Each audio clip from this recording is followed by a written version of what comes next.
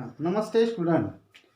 Today we can discuss abnormal psychology. अब सामान्य मानस शास्त्र के बारे में जानकारी लेंगे। पहले इसमें देखेंगे सामान्य अपसामान्य इसमें फर्क क्या होता है। ये जो सामान्य आदमी है अपने आधार कार्ड पे सामान्य ऐसा लिखा है, सामान्य परिवार का आदमी, सामान्य जो लोग होते हैं उसको सामान्य कहा जाता है। लेकिन अपसामान्य मतलब विकृत होते हैं उसको अपसामान्य कहा जाता है। जिस सोसाइटी में या जिस समूह में रहते हैं उस समूह के नियम फॉलो करते हैं उसको सामान्य कहा जाता है। लेकिन जो आदमी उस समूह में रहता है और वो नियम फॉलो नहीं करता इसलिए उसे अपसामान्य बोला जाता है। फॉर एग्जाम्पल अमेरिकन पीपल्स है, उनका आचार विचार अलग है, कृत्य करना अलग है, तो इसलिए अमेरिकन पीपल्स आपके सामने अपसामान्य हो गए हैं और हम उनके सामने भी अपसामान्य बनते हैं। इसका मतलब अब नॉर्मल है उनके सामने। इसी तरह से सामान्य अपसामान्य ये अलग चीज होती है। तो देखेंगे अपन मतिमंद, इसकी स्टडी इस अब नॉर्मल साइकोलॉजी में की जाती है। तो मतिमंद का जो कैटेगरीज है 70 के नीचे IQ यानी बुद्धि गुणांक जिसका होता है उसको मतिमंद मेंटल रिटार्डेड कहा जाता है। उसके बाद इसमें 3 कैटेगरीज है। 50 के नीचे रहने वाले अलग है और 25 के नीचे। तो 25 के नीचे जिसका IQ होता है उसको निर्बुद्ध कहा जाता है। ये निर्बुद्ध कुछ भी खाना खिलाने का उनको पड़ता है, मतलब वो खुद खा नहीं सकते, लेकिन वो 70 के आसपास है, 50 के, इनको ट्रेनिंग देके अब वो खाना खा सकते, नॉर्मली वो अपने काम कर सकते। लेकिन ये 25 के नीचे जो है उनका जो IQ है वो जनरली कुछ नहीं कर सकते, उनको खिलाना पड़ता है। इसलिए गवर्नमेंट ने उसके लिए स्कूल अलग बनाए हैं, मतिमंद स्कूल सेंट्रल गवर्नमेंट ने बना दिए है। उसके लिए अलग टीचर होते हैं, अलग ट्रेनिंग दी जाती है। इसका मतलब है स्कूल अलग होता है उसका, क्योंकि ये अब है, नॉर्मल पीपल्स नहीं है इसलिए। और सामान्य जो है IQ होता है अपना तो 100 होता है, 100 होता है। तुम्हारा हमारा जो IQ है जनरली 100 है। इसके बाद यहाँ एंटी सोशल लोग जो है उनकी स्टडी इस अबनॉर्मल साइकोलॉजी में की जाती है। इसमें समाज विरोधी लोग बोलते हैं, दरोडेखोर, चोरी चपाटी करने वाले लोग, दहशतवादी, और उसके बाद ड्रग एडिक्शन जो व्यसनहीनता करते हैं, गांजा दारू, उसका इसकी भी स्टडी इसमें की जाती है।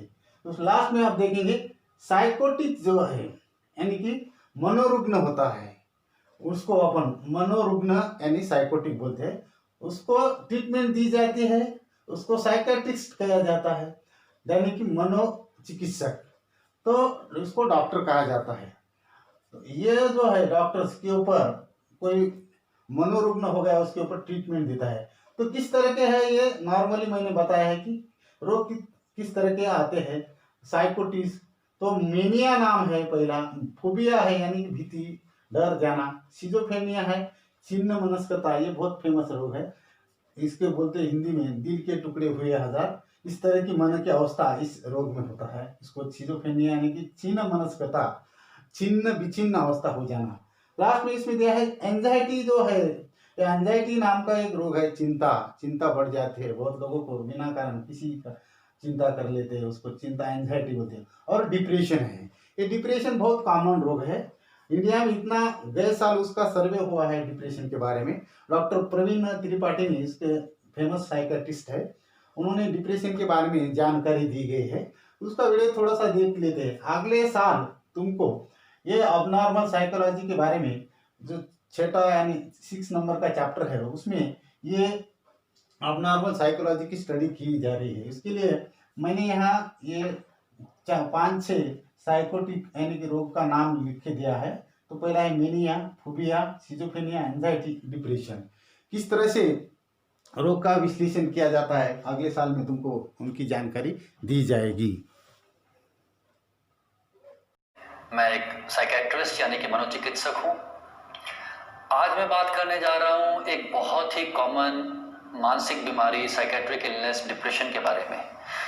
दोस्तों, अभी पिछले साल हिंदुस्तान में एक सर्वे हुआ था, निम्हांस जो इंडिया की सबसे बड़ी न्यूरोसाइंसेस की इंस्टीट्यूट है, उन्होंने एक सर्वे किया था और देखा गया था कि हिंदुस्तान में सबसे ज़्यादा कॉमन साइकेट्रिक इलनेस कौन सी है, तो जवाब मिला था डिप्रेशन। हमारे देश में डिप्रेशन सबसे कॉमन साइकेट्रिक इलनेस है।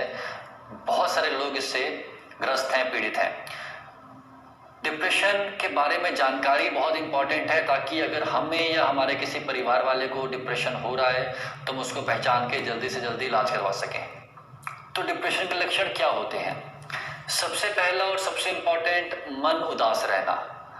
डिप्रेशन में मन बहुत ही ज़्यादा उदास रहने लगता है। अगर लाइफ में कुछ अच्छा भी हो रहा है तो भी मन खुश नहीं होता, और हमेशा ही उदासी 24 घंटे 7 दिन बनी रहती है। देखिए, इसी से हम डिप्रेशन की उदासी को और नॉर्मल आमतौर की ज़िंदगी की उदासी को अलग करते हैं। आमतौर पे जो उदासी होती है, लाइफ के अप्स डाउन्स होते हैं, वो कुछ अच्छा होने पे हट जाते हैं। अगर हम दुखी भी हैं बट लाइफ में कुछ अच्छा हुआ तो हम नॉर्मल हो जाएंगे। बट डिप्रेशन की उदासी ऐसी है कि चाहे ज़िंदगी में कुछ भी हो जाए, चाहे कोई त्यौहार आ जाए, चाहे दिवाली आ जाए, चाहे ईद आ जाए, चाहे क्रिसमस आ जाए, हमें खुशी नहीं मिलती है, मन उदास ही रहता है। सो इसको हम बोलते हैं परसिस्टेंट एंड परवेसिव सैडनेस। ऐसी उदासी जो हमेशा बनी रहती है और हर मौके में बनी रहती है। दूसरा लक्षण होता है इंटरेस्ट खत्म हो जाना। किसी भी चीज़ में मन नहीं लगता, चाहे वो आपकी नौकरी है, चाहे वो आपकी पढ़ाई है, चाहे वो आपके रिश्ते हैं, आपका किसी भी चीज़ में मन नहीं लगता। कई बार लोग बोलते हैं कि ज़िंदगी में खुशी मिलनी ख़त्म सी हो गई है, किसी भी चीज़ में मन नहीं लग रहा है, किसी भी चीज़ में मज़ा नहीं आ रहा है।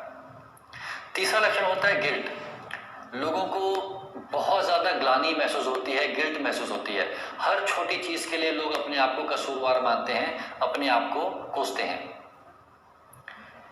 चौथा लक्षण होता है शारीरिक कमजोरी। शरीर में हमेशा थकान सी रहने लगती है, ऐसा लगता है जैसे कि एनर्जी या फिर ऊर्जा है ही नहीं, लोग हमेशा थके थके से लगने लगते हैं। पांचवा लक्षण होता है कंसंट्रेशन खत्म हो जाना। अगर आप एक स्टूडेंट है, आप पढ़ाई करने का प्रयास कर रहे हैं, आपका दिमाग फोकस करेगा ही नहीं, कंसंट्रेट आप कर ही नहीं पाएंगे। अगर आप जॉब करते हैं तो भी आपका दिमाग काम में लगेगा नहीं, आप फोकस नहीं कर पाएंगे, लॉस ऑफ कंसंट्रेशन। अगला लक्षण होता है भूख में बदलाव। आमतौर पे भूख कम हो जाती है, लोगों की भूख भी कम हो जाती है और उसकी वजह से वजन भी कम होने लगता है। लेकिन कुछ माइनॉरिटीज़ में, कुछ माइनॉरिटी केसेस में भूख कम होने की जगह भूख बढ़ सकती है, और भूख बढ़ने की वजह से उनका वजन भी बढ़ सकता है। इसके अलावा नींद में दिक्कतें, तो नींद की दिक्कत काफ़ी कॉमनली पाई जाती है डिप्रेशन में। आमतौर पे नींद कम हो जाती है, इंसान को नींद नहीं आती है, और नींद ना आने का भी एक टिपिकल तरीका है। कुछ लोगों में नींद आनी देर से शुरू हो जाती है, मतलब आप बिस्तर पे लेटे हैं, आप 2 घंटे से लेटे हुए, नींद ही नहीं आ रही है। कुछ लोगों में नींद आती तो है पर टूट टूट के आती है, रात में बार बार टूट जाती है। लेकिन डिप्रेशन में जो करेक्टरिस्टिक है, टिपिकल नींद की दिक्कत है, वो है सवेरे सवेरे नींद टूट जाना। मतलब मान लीजिए आप नॉर्मली 9 बजे सो के उठते हैं, और डिप्रेशन के स्टेट में क्या होगा कि आपकी नींद 7 बजे से भी पहले उठना और खुलना, आपकी नींद 7 बजे से भी पहले खुलना शुरू हो जाएगी। तो ये एक काफ़ी टिपिकल सिम्टम पाया गया है डिप्रेशन का। और आखिरी में अपने आप को नुकसान पहुंचाने वाले विचार आना। लोगों के मन में विचार आते हैं कि क्या रखा है ऐसी ज़िंदगी में, इसको ख़त्म कर दिया जाए, या कई बार आत्महत्या के बहुत ही कंक्रीट विचार आने लगते हैं कि मैं अपनी ज़िंदगी ख़त्म करूँगा ही करूँगा।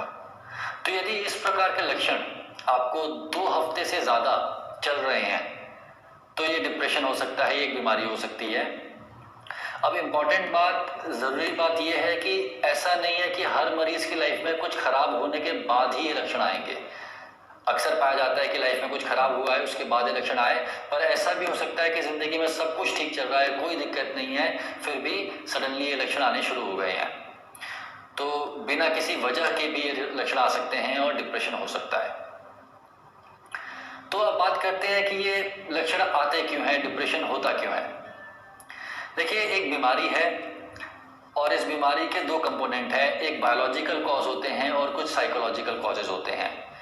बायोलॉजिकल कॉजेज मतलब आपके दिमाग के अंदर कुछ चेंजेस हो रहे हैं, स्पेशली दिमाग के केमिकल्स में कुछ चेंजेस हो रहे हैं जिस वजह से दिक्कत आती है। 3 केमिकल्स पाए गए हैं, सेरोटोनिन, नॉरएपिनेफ्रिन और डोपामिन। इन तीनों ही केमिकल्स की यदि दिमाग में कमी हो जाती है तो डिप्रेशन के लक्षण आ सकते हैं। इसके अलावा जो साइकोलॉजिकल कॉजेज हैं उसमें सबसे इम्पॉर्टेंट कॉज पाया जाता है कि अगर लाइफ में कुछ गड़बड़ हुआ या लाइफ में कुछ विपरीत परिस्थितियां आई तो उसके बाद कुछ लोगों में नेगेटिव थॉट्स का एक चक्र सा चल जाता है और ये नेगेटिव थॉट्स आपके डिप्रेशन के लक्षणों को बढ़ाने लगते हैं। इसको हम ऐसे समझते हैं कि डिप्रेशन के दौरान व्यक्ति को हर चीज़ में कुछ नेगेटिव दिखता है या फिर कुछ नेगेटिव महसूस होता है। यदि व्यक्ति कुछ नॉर्मल सा काम कर रहा है, मान लीजिए क्लास में बैठा हुआ है और पढ़ाई कर रहा है और उसको कोई चीज़ समझ नहीं आई, तो पहला थॉट जो आएगा दिमाग में वो नेगेटिव इस टाइप का आएगा कि मुझे तो कुछ समझ नहीं आ रहा है, मुझसे पढ़ाई नहीं होगी, मैं कुछ नहीं कर पाऊंगा ज़िंदगी में, मेरा फ्यूचर एकदम अंधकार से ग्रस्त है। मतलब एक छोटी सी भी चीज़ पे एक एक करके नेगेटिव थॉट्स आते जाएंगे और आपका मन एकदम उदासी में चला जाएगा। तो दोनों ही चीज़ें, बायोलॉजिकल कॉजेज और साइकोलॉजिकल कॉजेज मिलकर डिप्रेशन को करते हैं और डिप्रेशन को कंटिन्यू करते हैं। तो डिप्रेशन की बीमारी यदि किसी को हो रही है तो क्या किया जाए? देखिए, सबसे पहले इस बात को याद रखिए कि डिप्रेशन को कोई अपनी खुशी से चुनता नहीं है। अक्सर हम देखते हैं कि लोग शर्म में चले जाते हैं कि मुझे डिप्रेशन क्यों हो गया, मैं इतना कमज़ोर हूँ कि मुझे डिप्रेशन हो गया। देखिए, डिप्रेशन होना का कमज़ोरी से और ताकत से, मेंटल स्ट्रेंथ से और मेंटल वीकनेस से कोई संबंध नहीं है।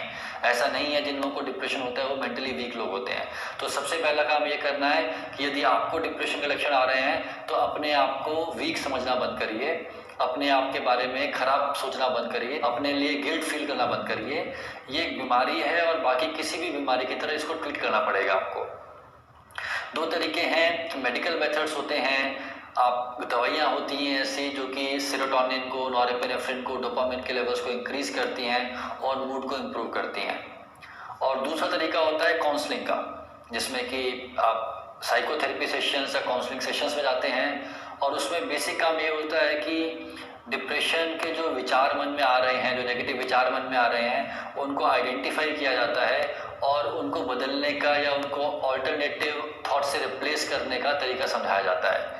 दोनों ही चीज़ें काफ़ी कारगर हैं और बेस्ट रिजल्ट दोनों को कंबाइन करके आते हैं जब आप दवाइयों के इलाज को और काउंसलिंग के इलाज को मिला के करते हैं। तो यदि आपके अंदर या आपके किसी जानकार के अंदर इस प्रकार के लक्षण आ रहे हैं तो टाइम वेस्ट मत करिए। डिप्रेशन एक बीमारी ऐसी है जिसको पूरी तरीके से ठीक किया जा सकता है। तुरंत जितना जल्दी हो सके नियरेस्ट साइकेट्रिस्ट से मिलिए और अपना इलाज शुरू करवाइए। मुझे उम्मीद है इस वीडियो में मैं आपको डिप्रेशन के बारे में कुछ